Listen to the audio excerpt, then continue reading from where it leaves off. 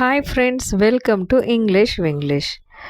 நாளுக்கு நாள் 4 வார்த்தை பேசினாலே போதும், இங்கிலீஷ் டெவலப் ஆயிரும்னு சொல்லுவாங்கள்ல. அது மாதிரி இன்றைக்கி 4 வார்த்தை டெய்லி யூஸ் பண்ணக்கூடிய வார்த்தை. இங்கிலீஷில் அதோட மீனிங்கை நம்ம பார்க்கலாம். பேட் மவுத்திங். பேட் மவுத்திங் அப்படின்னா கெட்ட வார்த்தை பேசுது, கெட்ட வார்த்தையில் அவன் பேசுகிறான் அப்படின்னு சொல்லுவாங்க. அந்த இடத்துல ஹீ இஸ் பேட் மவுத்திங் அப்படின்னு சொல்லலாம். Or she is bad mouthing, they are bad mouthing அப்படின்னா கெட்ட வார்த்தை பேசுதல். நெக்ஸ்ட்டு பார்த்திங்கன்னா பேக் ஸ்டாபர், முதுகில் குத்துபவர்.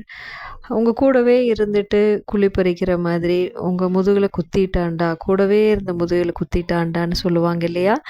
அந்த இடத்துல he or she back stabbed me, முதுகில் குத்திட்டாங்க அப்படின்னு சொல்கிறது.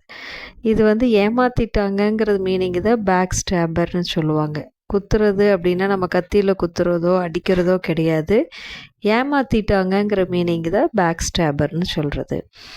நெக்ஸ்ட் ஒன் பார்த்திங்கன்னா ஈகோ சென்ட்ரிக். ஈகோ சென்ட்ரிக்னா ஒவ்வொருத்தரோட ஹேபிட் பார்த்திங்கன்னா ரொம்ப ஈகோத்தனமாக இருப்பாங்க. எது எடுத்தனாலும் நான் தான் சொல்லிட்டு ஒரு தன்முனைப்பு அவங்கக்கிட்ட இருக்கும். ஸோ அந்த மாதிரி இருந்தாங்கன்னா அவங்கள ஈகோ சென்ட்ரிக் பர்சன்னு சொல்லுவாங்க. எதுலேயுமே நான் தான் பண்ணேன்ட்டு ஒரு தற்பெருமை இருந்துகிட்டே இருக்கும். அப்புறம் அவங்களா மிங்கிள் ஆக மாட்டாங்க. அப்படி இருக்கவங்கள ஈகோ சென்ட்ரிக். நெக்ஸ்ட்டு பார்த்திங்கன்னா செல்ஃபிஷ், சுயநலவாதி.